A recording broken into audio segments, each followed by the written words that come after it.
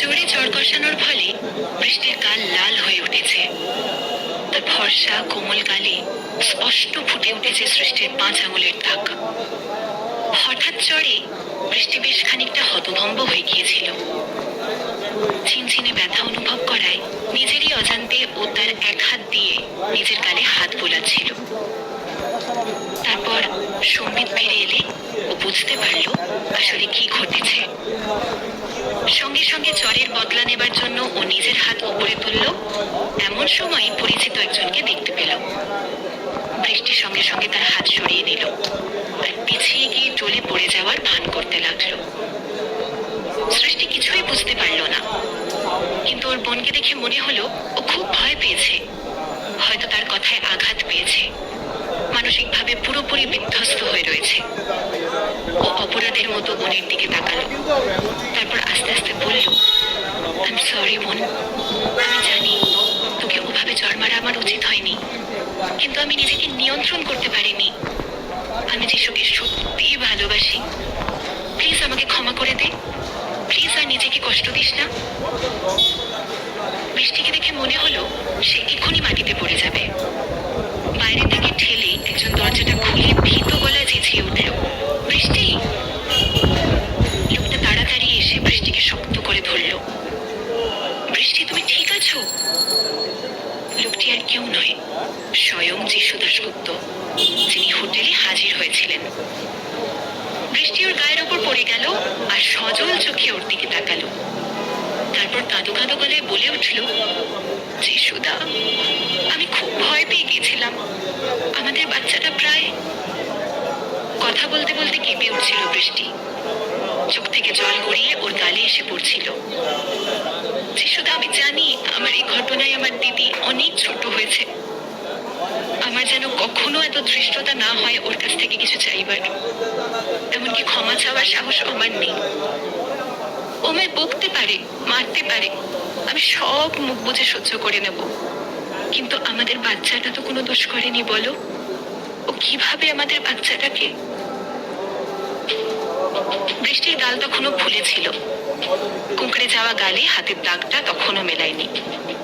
বৃষ্টির চোখ দুটো ফোলা ছিল। বৃষ্টিকে দেখে মনে হলো যা হয়েছে তাতেও খুবই হতভম্ব হয়ে গেছে। এমনকি জড়িয়ে ধরার সময়ও কাঁপছিল। ওর এমন অবস্থা দেখে যিশুর হৃদয় বিগলিত হয়ে গেল। যিশু খুবই বিরক্ত ও হতাশ চোখে সৃষ্টির দিকে ঘুরে তাকালো। সৃষ্টি, তুমি জানো যে বৃষ্টির পেটে 1 মাসের বাচ্চা রয়েছে। এই সময়টা খুব সাবধানে থাকতে হয়, সব থেকে আনস্টেবল পিরিয়ড এটা। তোমার কোনো ধারণা আছে পড়ে গেলে কি হতো? আমি জানতাম তুমি খুবই নরম ও দয়ালু মনের মানুষ। তুমি কি করে এতটা নির্দয় হতে পারলে? আমি নির্দয়? সৃষ্টির মনে হলো ওর মাথা ঘুরছে। যিশু তাকে এতটাও বিশ্বাস করতে পারলো? যিশু একটা সাদা পাজামা পাঞ্জাবি পরেছিল। যিশু এমনিতেই সুদর্শন, আর এই পোশাকটায় ওকে ঠিক রাজপুত্রের মতো দেখাচ্ছিল। ওর মুখটাকেই তো সে এতদিন ভালোবেসেছে, কিন্তু এই মুহূর্তে সৃষ্টির এই মুখটাকেই বড্ড অচেনা মনে হলো। সে যিশুর বাগদত্তা, তারা দুজন দুজনকে 10 বছর ধরে চেনে। আজ এই মানুষটা বৃষ্টির একটা কথায় বিশ্বাস করে নিল সৃষ্টি এমনটা করতে পারে। 10টা বছর এরকম ঠুনকো বিশ্বাস নিয়ে সে 10টা বছর যিশুর সাথে কাটিয়েছে। যিশুর চোখে এখন সে নির্দয় একটা মানুষ। যেভাবে যিশু বৃষ্টিকে জড়িয়ে ধরেছিল এবং যেভাবে বৃষ্টি দেখছিল, তাতে সৃষ্টির বুক ফেটে যাচ্ছিল। খুব হতাশ গলায় বলল, যিশু, তুমি ভুলে যাচ্ছ কে তোমার বাগদত্তা আর কাকে তুমি জড়িয়ে ধরে আছো। যিশু কিছুক্ষণের জন্য স্তব্ধ হয়ে গেল। যিশুর মধ্যে একটা অপরাধ বোধ কাজ করছিল। সে অপরাধীর মতো সৃষ্টির দিকে তাকিয়ে রইল। নিজের কৃতকর্মের জন্য গভীর অনুতপ্ত ছিল সে।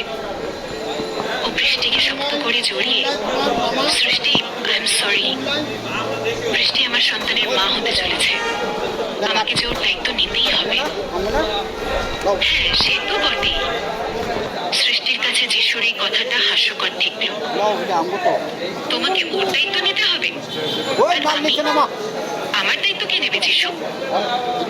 যিশু তার নিজের ঠোঁট কামড়ে ধরল, তারপর চোখ নামিয়ে নিল।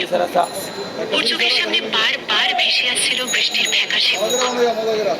আর যিশুর মনে পড়ে যাচ্ছিল জড়িয়ে ধরার সময় আতঙ্কে উত্তেজনায় কিভাবে কেঁপে উঠেছিল বৃষ্টি। যিশু আরো শক্ত করে বৃষ্টিকে জড়িয়ে ধরল।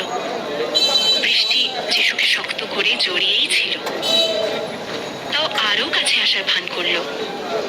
খুব অস্ফুটে বলল, দাশগুপ্ত বাবু। যিশু বৃষ্টির মাথায় চুমু খেলো, তারপর গলা তুলে সৃষ্টির দিকে তাকালো। দীর্ঘক্ষণ নীরব থাকার পর কিছুটা কর্কশভাবে যিশু বলে উঠল, সৃষ্টি, আই এম সরি। আমি একজনকেই ভালোবাসি, আর সেটা বৃষ্টি। আমি নিজেকে ঠকাতে পারবো না, তবে আমি তোমাকেও ঠকাতে পারবো না সৃষ্টি। যিশুর বারবার ক্ষমা চাওয়ার ধরন দেখে সৃষ্টি যার বর্ণায় খুব হতাশ হলো। এখন তার নিজের উপরেই খুব হাসতে ইচ্ছা করছে। একদম শুরুর দিকে এই যিশুই বলতো সে সৃষ্টির সাথে সারা জীবন থাকতে চায় এবং কোনো মূল্যেই সে সৃষ্টিকে ছেড়ে যাবে না।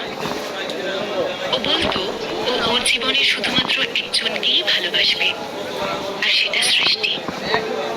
কিন্তু এখন এসব কি বলছে যিশু? ও বলছে যে ও বৃষ্টিকে ভালোবাসে। সৃষ্টি নিজের ঠোঁট অল্প বেঁকিয়ে তাচ্ছিল্যের ভঙ্গিতে হাসল। বৃষ্টি যিশুর বাহুপাশ থেকে নিজেকে মুক্ত করে সৃষ্টির দিকে ঘুরে গেল। ওর ঠোঁটে হালকা হাসির ঝিলিক খেলে গেল, যে তারপর মানুষের মুখে যে আনন্দের ঝিলিক দেখা যায় ঠিক সেরকম। বৃষ্টির চওড়া ঠোঁটে হাসি দিলেও ওর হাসির শব্দ শোনা গেল না। সৃষ্টি বুঝতে পারল বৃষ্টির ইঙ্গিতটা। বৃষ্টি এটাই বলতে চাইছে, আমি আবার জিতে গেছি বোন। সৃষ্টি দেখলো ওরা দুজন দুজনকে জড়িয়ে রেখেছে। ওর মনে হলো পূর্বের এক বহু পরিচিত ব্যক্তি এখন অচেনা হয়ে ওর সামনে দাঁড়িয়ে আছে। ওর চোখে সৃষ্টির জন্য কোনো অনুভূতি নেই। এটা ভাবতেই অজান্তেই সৃষ্টির দুঃখ হতাশা একটু হলেও কমে গেল। কিছুক্ষণ চুপ করে থাকার পর সৃষ্টি মাথা নেড়ে বলল, ওকে যিশু, তুমি যখন চাইছো আমরা জানিয়ে দেব আমরা আমাদের এঙ্গেজমেন্টটা মানছি না। আমাদের বিয়েটা আমরা ভেস্তে দেবো যিশু। যিশু, আজকের পর থেকে আমাদের দুজনের পথ আলাদা হয়ে যাবে। যদি আমাদের ভবিষ্যতে কখনো দেখা হয়, আমরা সেদিন দুজন দুজনের কাছে অপরিচিতই থাকবো। এটা বলার পর সৃষ্টি মুখ ঘুরিয়ে হাঁটা শুরু করলো। সৃষ্টি খুব কোমলভাবে পা ফেলে হাঁটছিল, এতটাই কমনীয় যে ওর পায়ের একটা ছাপও পড়ল না। যিশু পেছন ফিরে তাকালো এবং অজানা আতঙ্কে সৃষ্টির দিকে ছুটে গেল। সৃষ্টি, দাশগুপ্ত বাবু। ঠিক সেই মুহূর্তেই যিশু যন্ত্রণায় কুকিয়ে ওঠার চিৎকার শুনতে পেল। আমার পিঠটা হঠাৎই মোচড় দিয়ে উঠল। যিশুর মুখের ভাব বদলে গেল। যিশু আর পা বাড়ালো না, তাড়াতাড়ি বৃষ্টির কাছে ফিরে এলো। তারপর বলল, বৃষ্টি, কি হয়েছে? আমার পেটে কি যেন একটা হচ্ছে, খুব ব্যথা করছে। দাশগুপ্ত বাবু, আমাদের বাচ্চার কিছু হবে না তো? বাচ্চার কথা উঠতেই যিশুর দুশ্চিন্তা সৃষ্টির জন্য কমে গিয়ে সমস্ত ফোকাস বাচ্চার ওপর এসে পড়ল। সে আর সৃষ্টির কথা ভাবল না। যিশু বেশ উদ্বিগ্ন হয়ে বলল, না, একদম এসব ভাববে না বৃষ্টি, ওর কিচ্ছু হবে না। আমি তোমাকে এক্ষুনি হসপিটালে নিয়ে যাব। সৃষ্টি ফিরে দরজার কাছে এলো। যিশুর মুখে এসব কথা শুনে ও একটু থামলো, তারপর দরজা ঠেলে বেরিয়ে গেল।